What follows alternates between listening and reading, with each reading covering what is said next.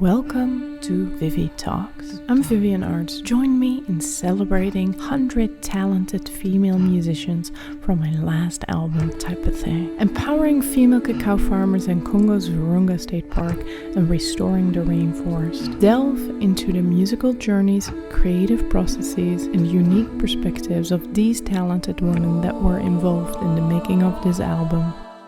Today I'm talking to Susanne Alt, saxophone player, DJ and producer based in the Netherlands. Listen to a conversation where we talk about Susanne being an Amsterdam-based saxophone player, DJ, producer, as we discuss the recording of her New York album, Royalty for Real, and her work as a board member of several music associations. Susanne Alt is a saxophone player, DJ and producer based in Amsterdam, the Netherlands. She's been leading her own jazz band and playing alongside DJs since 1999. In 2015, Alt was asked by a broker if she's also DJing, and as a joke, she said yes. To her dismay, she discovered that this answer had consequences, so she got her first booking as a DJ as well. Quickly, she had to catch up and prepare a set. One thing leading to another, her soulful, deep and funky sound immediately got picked up within the Amsterdam nightlife. Performing live sets as a unique saxophonist, DJ leads to an unexpected expansion of Alt's career, and also her DJ-only sets without saxophone are in high demand. Welcome to my official podcast, ViviTalks. It's such a pleasure to have you here. It's a little funny because we can both speak Dutch, but for the purpose of this meeting, we'll do it in English so more people can listen in. Yes. So nice to see you here, Susanne Alt. We know Likewise. I mean, the hub, the Netherlands, the BIM Pro bestuur. The board for improvising musicians in the Netherlands. And such a pleasure to have you here. I love to learn a little more about your background, where you're from, what do you do, what got you where you are now? Well, that's a long story, so I'm not sure how long we have, but I try to shorten it. Well, basically, I'm a jazz-trained saxophone player. I'm also a DJ, and I write my own music and I produce music. My musical range is between jazz and house music, but I'm a jazz-trained saxophone player. I studied at the conservatory in Amsterdam and Berlin. So, that's the short version. Awesome. I guess. So you ended up you're currently living in the Netherlands? Yeah, for most of my life now, which is a bit weird because some people met me. I'm born in Germany, in a city called Würzburg, between Frankfurt and Nuremberg, and I've been living in the Netherlands since 1996. So it's I guess it's something like 28 years now.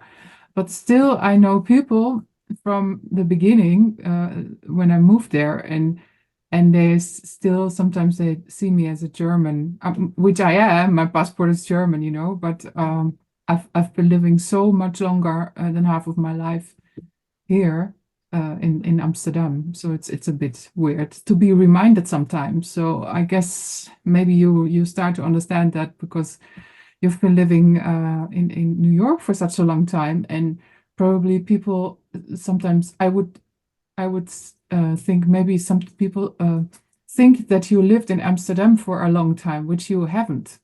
So you're from Amsterdam, and no, you're from a city called Leiden, I think. Yeah. So sometimes people make assumptions all the time, and that's how things are. But I've been living here in Amsterdam for 28 years now. I consider myself as a Amsterdam citizen, and I guess that defines also who I am a little bit. Germans always say that people in the Netherlands are a bit more loose and a bit more relaxed, and I I hope that I'm a little bit like that. So and yeah, well, and I love jazz music. So mainly I'm a saxophone player, and as I said, I'm also a DJ. And but I would say I'm a saxophone player from Amsterdam, and I'm writing music and spin music. So that's what I do. Awesome. So yeah, then I'd love to dive a little deeper into your passions. So um, you just released a new album, um, and you wrote all the music, and you got your own label. And t tell me a little bit about your creative process and how you got to. I mean, this is not your first album, right? No, it's my sixth studio album, and I released also one album live at BIM House, the famous venue in Amsterdam, which is a live album, obviously. But yeah, I've been taking a break from playing jazz music for quite a while because at some point I got a little bit fed up with music business. So I really embraced being a DJ and doing other things and develop my producing. And then and I was playing a lot live, and then COVID came. So no gigs, no traveling, no rushing from one place to the other. And I really had to think, okay, what's next? And I even thought, I mean, is this the end of live music? Because are we going to have like one virus after the other? You know, like in the beginning of COVID, it felt like, wow, this is a nice change. You know, I don't have to go anywhere. I have a weekend. But then it became a very long weekend and holiday, and yeah, luckily I had some saving money, so I didn't get into immediate problems. And then my boyfriend, he said, don't leave music, but use the time and write music. But I was getting a little depressed also by not doing what I can do. But still, I thought, okay, it's maybe the best time to really sit down and write those tunes and finish those tunes, which have been lying around for quite a while. And so I've been doing that, and I had some musical sketches, yeah, maybe 80 or 100, but there are some of them were very small beginnings, and others were a bit further. And then I just developed those, and it turned out that I had a bunch of really nice jazz compositions. And then I thought, okay, I really have to record a jazz album, which I was not planning to do. But it just happened. And then I thought, okay, what do I really want to do in my life? Yes, I want to record a jazz album in New York. So that's how it went. And then I just made a plan and went for it. And So then I also, yeah, you went to New York to record it. Who is on the album it's again? a piano player called, or a keyboard player, piano player called James Hurt, and bass player Gerald Cannon, double bass, and drummer Willie Jones III.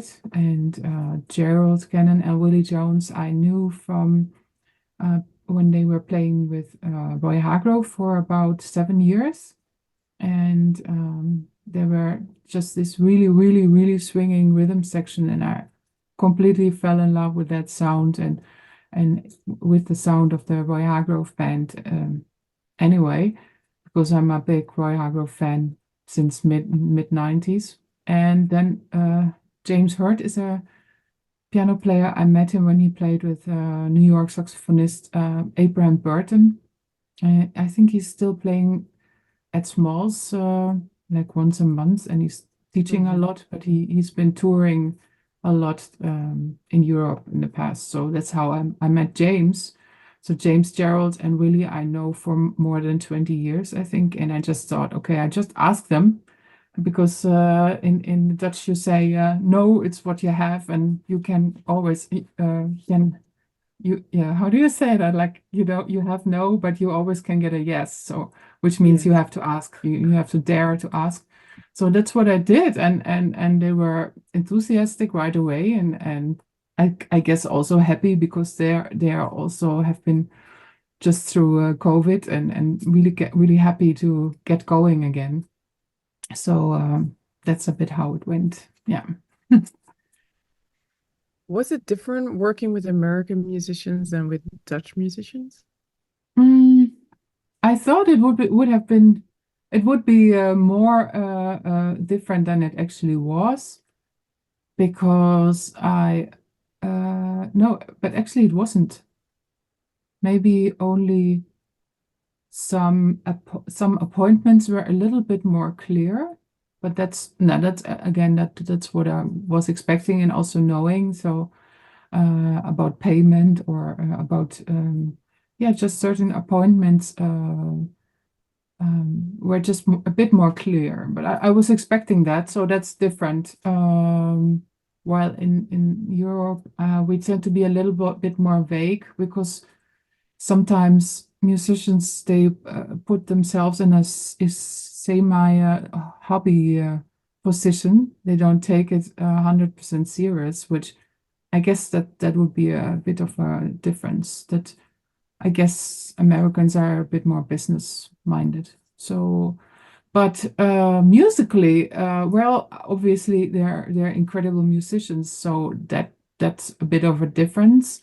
Oh, what's also different, so yes, there are differences, is the musical roots where they are coming from, especially because they are also based in Afro-American music and gospel and soul music. So really growing up with that kind of music, so that's also how I selected them because I wanted to have my music. I wanted to have my music this certain roots and really connection with gospel and blues music. So not so Mm. much the classical approach, but like more the groove oriented, yeah, gospel approach.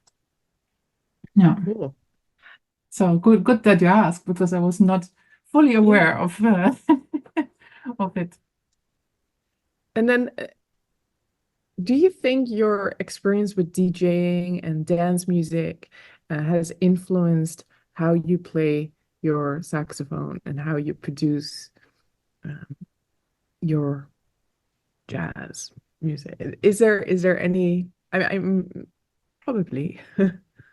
Mm, maybe it's more how I write it because I don't sit down at the piano and I'm not writing my tunes there, but I really write music in Logic, which is more loop based also. While probably more jazz musicians would sit down at the piano, find the chords, and write it down maybe on paper. But I Mhm. try to do as much as I can by ears. So once I get to finish a tune, which often is in a sort is a my goal is to have like a lead sheet and then take it from there. So not too much of a complicated composition, but just a head and then play it live. That's because I also like standards a lot. But while when I'm writing the music, then I really try to not think so much like, oh, which chord would be nice and like analyzing instantly. But I try to write by ear and leave it there. And just when I'm about to bring it on paper to give it to the musicians, then I'm sort of reanalyzing, oh, which chord is this actually? So because maybe because of the conservatory training, I feel I'm a bit too much in my head. Like because as a professional musician, you are analyzing music all the time. So I try not to do that, but just compose with sounds and my ears, and then just when the point is there to write it down, and then I try to think. That's great that you're saying that. Yeah, don't think too much while you're creating. Just think after just Yeah, I using think that as like logic skills to share with other yeah. people. So logic helps me to write more intuitively. Yeah. It works for me. Tell me a little bit about your production skills because I've heard you talk formally about mixing and mastering your own and producing. So how do you approach those things? For this album, you did your mix yourself or No, for or this album, I only I used Logic when I wrote the music, and I used it after I came back from the studio to after the recordings to edit everything. Mhm. So we even recorded with click track, which brings me back to your previous question. Um, I just thought it would be such a good way to also to improve like mistakes and stuff. Oh yeah, the musicians they were in the beginning they were not very amused about it. They were like, "What, really? Jazz with click track?" I'm like, "Yes, it will make our lives so much easier. We just can take it from the bridge, and punch in and then we don't have to, and then you don't have any tempo difference and stuff." So they were very hesitating, and then even the one guy who was like against it, at some point he said, "Oh, we just can punch in it," but then it was this one tune without a click track. So it's like, "Oh no, sorry, it's not working. We have to do this like all over again." Oh yeah, oh that's true. In this tune, there's no click track. So I guess that I guess dance music made me realize the ease of click track and loops, and which is really handy for some other stuff. If you can, if you're easy, if you're used to edit music and to work with click track, it can help you with a lot of stuff. But I think like purely musical, it did not have a big influence. I think it's really, yeah, different music, but yeah. Yeah, But awesome. and back to your Uh-huh. second question, and that was about what was that? You just asked me something else. About your production skills. Ah, yes. So I'm not so I got the recordings back from the studio, and then I would edit things which were not smoothly, like mistakes out of it, or choose solos, of course. Also overdub my own solos because I was a bit starstruck from those playing with those cats. But I anticipated we went to a studio with four booths, so I had my own booth and everybody, so I could be starstruck and then re-record my solo at home, which I did. So In your own little room in the yes, studio, at you just home. got to see them. With my boyfriend pushing the knobs, and yeah, so that's maybe all the secret about this album. All the magic is gone now, but and then I had it mixed at a guy who's working at Bimhaus. I know him for a long time, good mixing engineer. And he mixed the album, and then I took it to a master studio in the States, but I sent it. I didn't take it there. Sterling Sound, which is also a bucket list mastering engineer. Like they've been mastering some of my very favorite jazz records, like Joshua Redman and John Scofield and stuff. And I always thought when I'm grown up, I want to master there. So I thought I'd just give it a go, and I did it. So, but I think, well, mixing jazz and mastering jazz is totally different from pop, and because everything, when you make dance or pop music, everything, most people are working in the box, which means like with plugins, and with jazz people tend to work more with analog machines and stuff. So or have that kind of development in their ears. So, which I don't. So I guess so when I produce dance music, it's more it's you have less tracks and you don't have anything like room space or something. You just you don't want to have any sounds from overlapping sources. You want to isolate things and pump it up, and it's really a different way of producing. And I'm not super advanced there yet, but I'm working on it. So, but I'm a bit more experienced, I guess, in those producing skills. While my ears are more developed in the jazz. So I know what I want to hear. So that's why I go to a brilliant jazz mixing engineer to help me what I hear. But and then the other way around, I with dance I know more, but I still have to develop. So I still at this point I have to work together with a producer to help me to finish it. Yeah, but I think if you are not completely advanced yet, still you can do a lot by yourself, and it will save you time, and you will learn, and eventually you can do it by yourself. So yeah. Yeah, that's awesome. And then, so you're performing a lot, different places, different venues, both with you and jazz bands, as well as with you behind the DJ or playing saxophone to some dance music. Can you share a moment or a story about when your music had like a profound impact of some sort? Or like a story from performance? Let me think.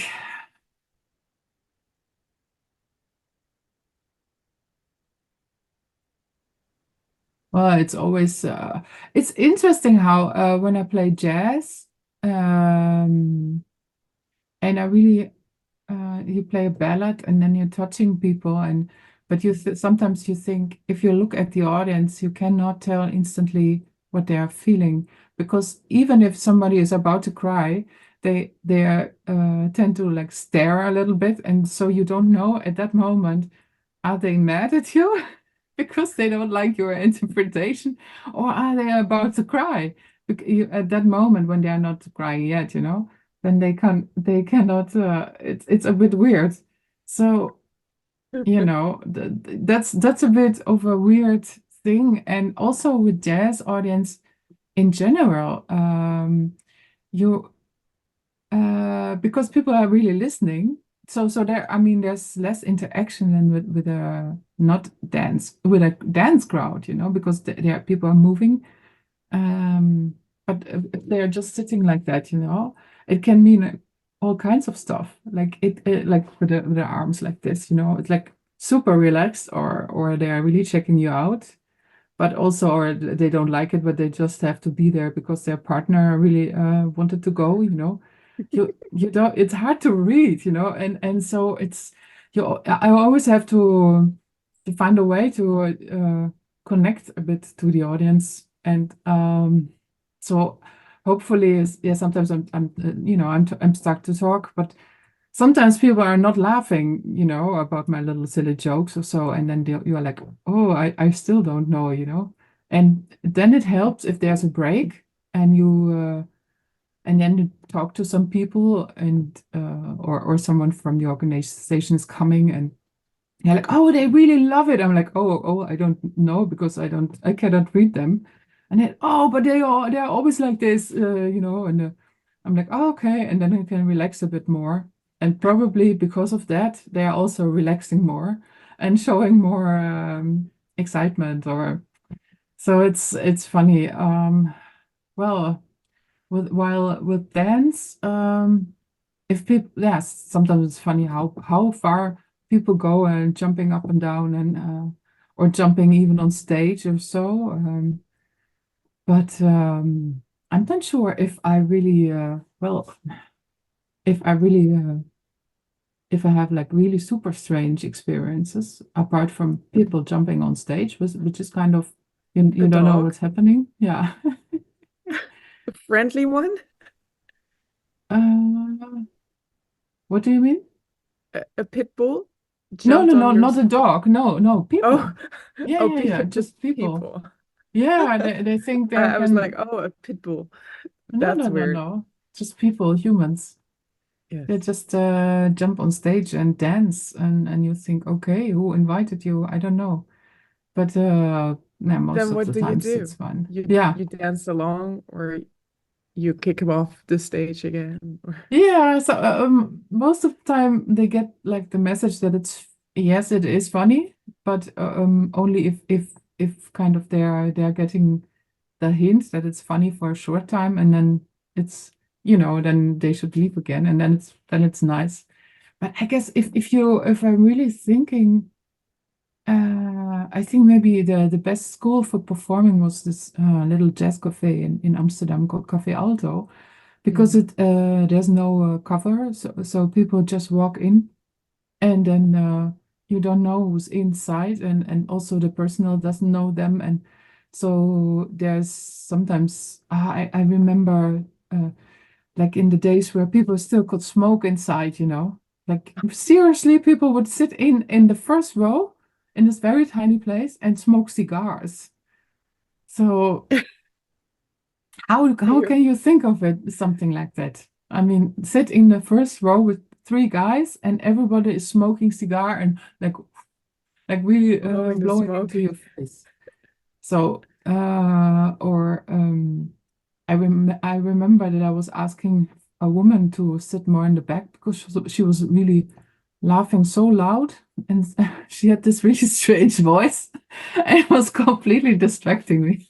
So really super loud laughter, but the whole time. And I'm so sorry, but is it possible that you are going to sit at the bar because you're really getting me out of your focus? And people were really like oh shit, what's happening, But yeah, but maybe I have another story popping up in my mind later. Yeah, Do you have Cafe Alto is really famous for being a crazy mess sometimes. yeah, Yeah, one of these historic Amsterdam places. yeah. Or sometimes, of course, you have famous people in the audience, Yeah. and then people are. I guess it's a bit probably like I think every big city is like people are really trying to be casual about it, but they are not. So they Mhm. are still staring a bit, but not really. That's but so they still keep an eye. But no, Yeah. yeah. So I love to hear a little bit about your different boards and Ah, associations that you're involved because you're helping a lot of people, and I think that's really important. And I'm so grateful that you're one of these people and spreading the word about all the things that we can improve in a lot of it. Yeah, tell me a little bit. yeah. So when COVID hit, I thought, well, it's not only time to write my own music, but also to become engaged for this society or for the common good. And then I saw a advertisement by Kunstenbond, which is about all arts, and they were looking for someone. Not so it's not a board, but it's like the members, Ledenraad, the member, like It's a board of to advisors, yes, or to so I'm representing the members, kind of. right? And I was applying for that because I really felt like I have enough experience also as a touring musician. I should be representing other members. And then I got accepted, and I started to learn how a board works.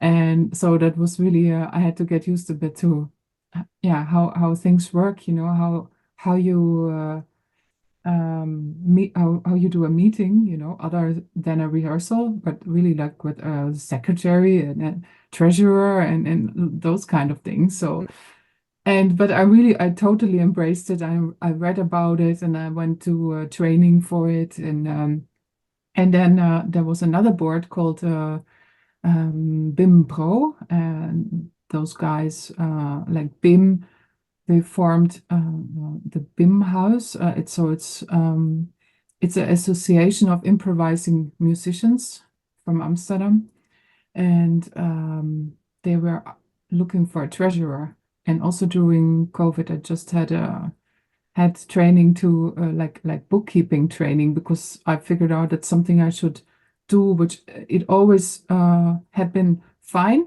but I did not know what actually my bookkeeper was doing. So I was just lucky, and I thought it's not enough, you know. I'm responsible for it, so I should know what I'm doing. So I took some training and examination, and I thought, okay, hey, and BIM Pro is now looking for a treasurer, which is great because I can use it, you know. I can use it to make a estimate and all that kind of stuff.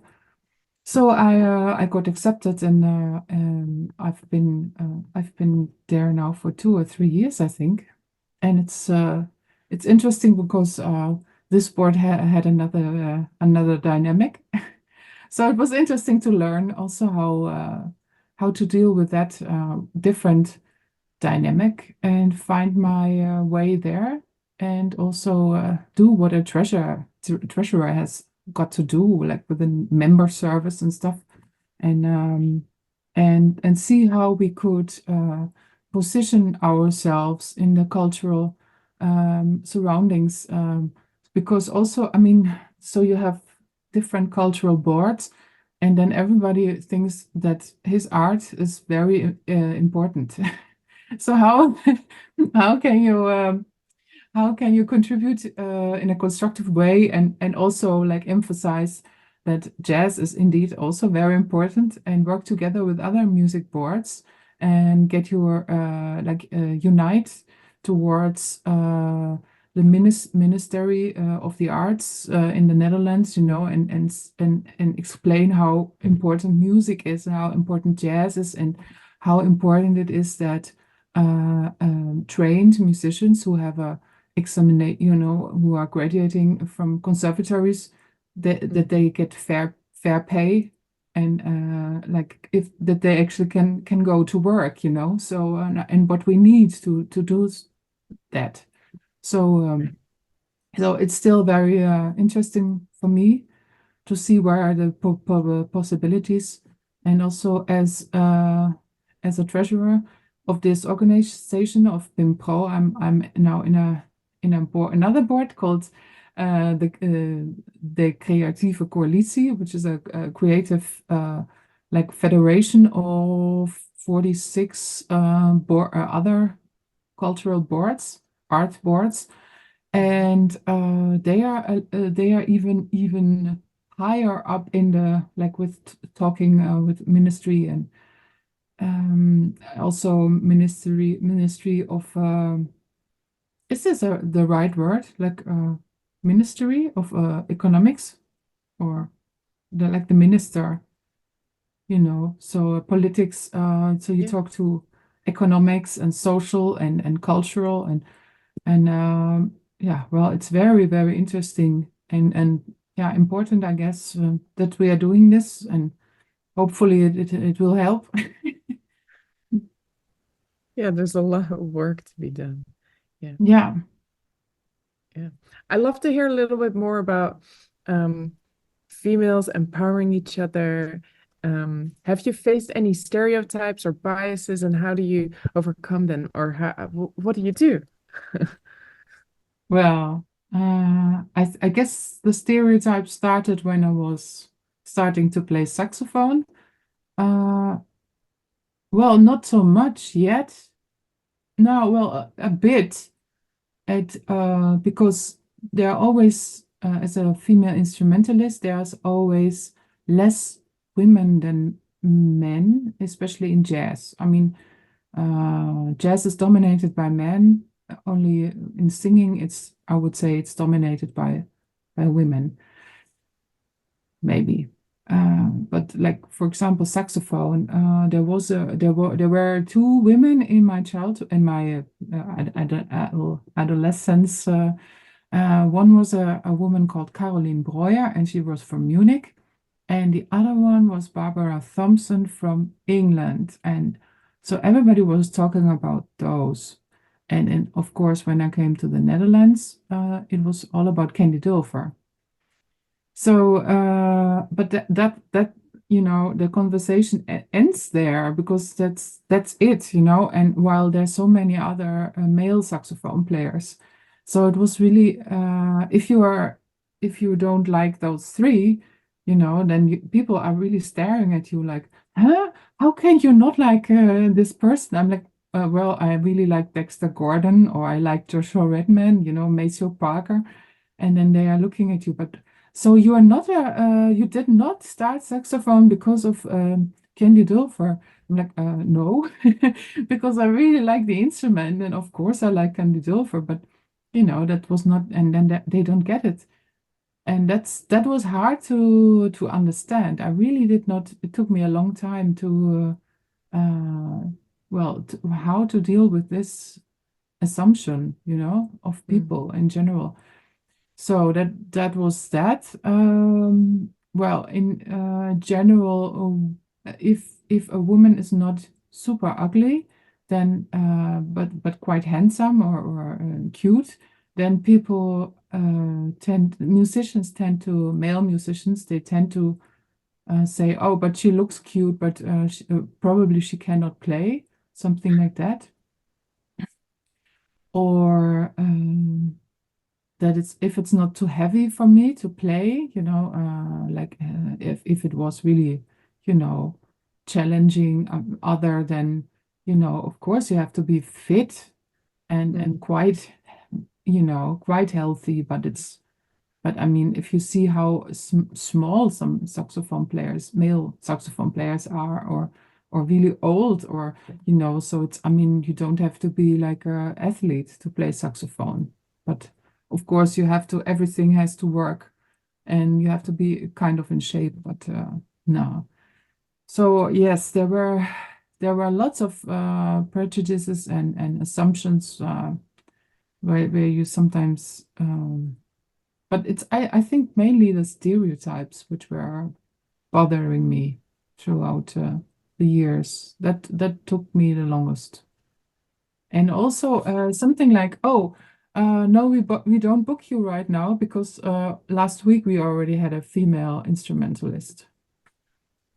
So they would never say that to a man, they would never say, oh, to a male saxophone player, but oh, last week we already had a male saxophone player. No, they just book, them all the time, and then maybe once in 8 or 10 times they would have a female saxophone player, but then imagine they would have two within 2 or 3 weeks, then they would feel like, oh, we are overdoing it, So I think that's something we right now we have to really work on, because they are thinking, oh, we are having women now once, maybe upcoming International Women's Day, so now they're fine for the rest of the year.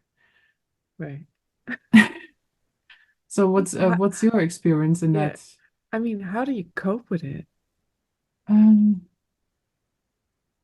Maybe also, well, how I also cope with it, it's also escaping into entertainment, because we are very welcome, and people are most happy to see female people on stage, and they're not asking strange questions, but maybe because of the music, like when you're Yeah. DJing and when you're more commercial music, because they are liking female DJs or entertainers. They like them better because the atmosphere is better. People are not starting to fight or anything. Also, like if there's a big outdoor festival, like King's Day here in the Netherlands, or what else, some Liberation Day, or things like that. they really like now they start to get it. If they have females, the atmosphere is better. Like also in a female football, or as the Americans say, soccer. Also, I went to a couple of matches, and the atmosphere is like super nice, peaceful, cheerful. There's no aggressive hooligans or anything at all, or fireworks, or no. Just a really, really nice atmosphere. And I guess like the official instances that they're start to see it. They're So which is a inviting good thing. Yeah. women to these events. Yeah. But why? I mean, they could do it all the time, you know. But Right. maybe they will learn. Yeah. Well, I have a story because, yeah, like playing the saxophone is really heavy for a girl. I have exactly that story with, I was in a judging a competition, and then this famous Dutch saxophone player was also in the jury. So we're both juries, and backstage we're discussing who should win this jazz competition. And this guy says, yeah, this girl trumpet player should win because playing trumpet is really hard. And for a girl, it's even harder. And I just like started laughing because that's so wrong. First Yeah. of all, playing trumpet should not never be hard because I don't pay a ticket to watch somebody struggle, right? No. It should be easy for them. Maybe it's unfamiliar if you have not worked on it, but playing trumpet should never be hard because yeah, you work on it until it feels good, until it's easy. And secondly, there's no difference blowing a horn between girls and boys. And I just No. couldn't believe he said that. So yeah, he lost. I mean, yeah, I just laughed, but it's the underlying thoughts that sometimes people speak them and sometimes they don't, but yeah, you notice. You start Oh, noticing more and more if you pay attention and you try to debunk or explain why is not the case yeah. and why we can actually make a difference. I don't want to be hired because I'm cute or I'm the only woman in my Yeah. right. I want to be hired because people love what I do and they respect me for my sound or my quality, right? Oh, it's not, yeah, that's tough. Also what they do in the Netherlands, because the language lends itself for it. They are making it smaller. So Mm, which what they are not doing that with a guy, but I'm also on LinkedIn. I'm following some emancipation people, you know, or blogs or feminist. But well, I really don't hate men. First things. I mean, I'm really for equity. That's it, you know. But so there's this person, and she was writing about like they would say your little book, you know, boekje, which sounds cute. So if a woman writes a book, and then they make it her little book, you know. But when a man writes a book, it is a book, you know. So and women are also taking it. They're also using it. So they're themselves. they're using it by themselves. I have a friend, and she always talks about her little book she wrote. You know, I'm like, no, it's not your little book. You really you've done it. You know, you delivered Right. a really cool book, and you should not never say my little book. You know, and that's things like that are typical, I guess, because they think it's nice. Like there are people who think it's nice if women have something creative, some nice hobby, and they can do, you know, like maybe being a wife and a mother, and then they have this little book on the side, you know, and that's just yeah, it's subconscious, I guess, and it's in the society, and It's yeah. embedded in the Dutch Yeah, language to make everything small. So every yeah, word would be, yeah, boekje. yeah, Yeah, that's right. I But never thought about even that. meisje, like girl, Yeah, it's with a girl. Well, je, it's je. made smaller. Yeah, there's Yeah, a lot of yeah. Fietsje, right? Bike, yeah. and yeah, we do that a lot. Cd'tje, yeah, like your little boekje. And yeah, and but still, if you really pay attention, and that's what the person I was following did, she counted it. Like she read Right. articles in the, maybe the big newspaper, or she made a science out of it, and then she saw, okay, when it's about a woman, it's used very significantly more often than Right. in a male context. So and oh yeah, there's another thing. I have a band now. I'm playing with a band, and I really had to think of a female musician. So I wanted to have another female musician In the band. because otherwise I'm doing the same. I'm being I have a musicians band, with like all male musicians. Um, because I'm saying like, but I'm already a woman. So I am the quota, So but it's not good enough. I Right. think I think it's better to have at least one more woman in the band, and that's partly also what you also make me think with your project with all the women. It's like, but you are already a woman. Why do you have to have other women? But of course, then you made me think.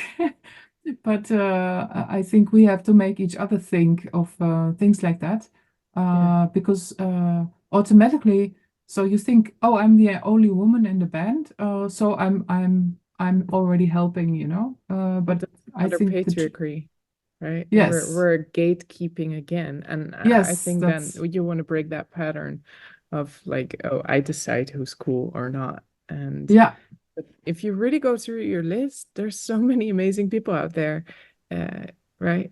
We're just surrounded with a picture of how the world is, and we have to see through that a little bit and discover what else is out there. yeah. Yeah. Yeah, that's awesome. So who was in your band then just now? Yeah. Well, so I decided for now not to tour with my New York band, which of course I would love to, and they're amazing musicians, and I hope we find a way to make it work. But right now, also in the world, the political situation is not so easy for that, So, and Yeah. I don't have like super rich parents or a Or boyfriend or funding. just to pay everything, Yeah. just let the money flow. I mean, and even if I could, I would maybe Mhm. not, because I think there has to be uh, people should ask, it should be in demand. So of course, if there's a festival and they really want to have us, I'm the first who says, okay, let's make it work. But then probably there's a funding, or I can work on a funding. But so I decided for now to work with a great Dutch band, Timothy Bonche on keys, and then Thomas Pol on bass. But also he's a busy man, so I have two other bass players, Cassius Scout from Rotterdam and Jeroen Vierdag is also going to play. And on drums, I have Joran Vroom. And then on percussion, I have Danique Kos, and she's the woman. But also, if she's not able, I have another female percussion player, and her name is Aniek. So Aniek Sikkinger. So I have Danique and Aniek. Yeah, they're both Awesome. 25 years old, and they're both really great percussion players. And but I'm really looking also around to find also some more female musicians who can fit into this specific vibe in music. So Mhm. or they have to learn it, or because I would like to mix it a bit more. And yeah, that's how Yeah, things go, I guess. awesome. So I'd love to hear a little bit about education. What advice would you give aspiring musicians who are just starting out? What do you do? I have another thing to say about this because like connected with your previous question, which is maybe also interesting. And I actually wrote like my script when graduating in Berlin. It was about gender, like how having Masterclasses? lessons. Yeah, so it was about teaching young people like the difference between boys and girls. Mm. So I would, as a saxophone player, my advice also would be also to get a female saxophone teacher, because I never had any lessons from any female saxophone teacher, which is super weird if you think about it, you know. Maybe it's if a male vocalist only has female teachers, because I think it really helps also as a role model or as a Right. especially when you learn. Well, anyway, to get many different angles, that's for starters. I mean, to have lessons, I think it's important to have lessons from different people, but especially for female instrumentalists, also really also have lessons with female instrumentalists, because of the whole thing which we just talked about, you know, sometimes it's really sexism or it's ignorance or, you know, both. Or, you know, things, it really makes things easier if you have someone to, you can ask some questions about, or just see how it goes when you are, you know, when you see someone who's 10 or 20 years older doing her thing, and see how she's doing it. That's, what else? I think that's pretty much, these are already two good tips to get lessons from different people, and for female musicians to get lessons from female teachers. What else? What else? Do you have more questions? Yeah, I love to hear about what's coming up and what's your plans for the future. I'm surprised how well this record is being received. Not so many reviews have been out yet, but I know they are coming, and it's really nice how people are reacting. And so it seems that it was the right move for me to go kind of back to acoustic jazz and to do this a little while.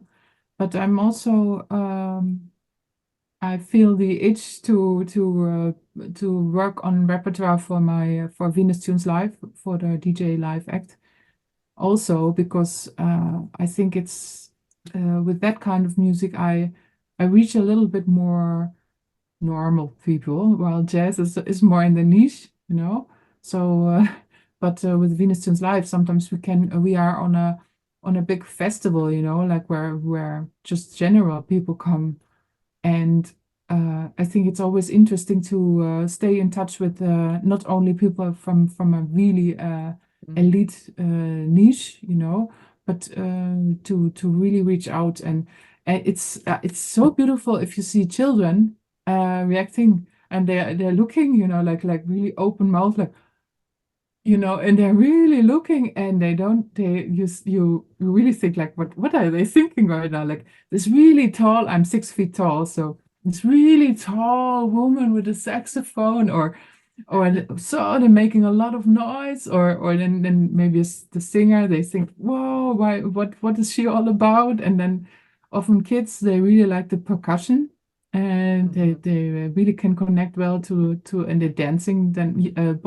little boys are dancing very easily, while little girls, they're watching, you know, like what's happening, and then they might start to dance also. But that's what I really enjoy when I play in a public square, on a just normal festival or where families come. Or it's really so funny to see people like coincident passengers, not passengers, but people who are just there, and they're People passing by. passing by.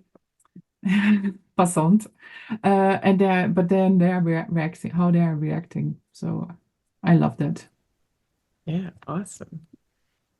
Great. Well, I'm excited to see what's coming up, and thank you so much for being on my album and being on the podcast now. And Yeah. I recommend everybody go and Google. All the links will be in the description.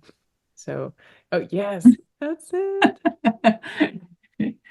Royal. So yeah, thank you for Thank you for having me.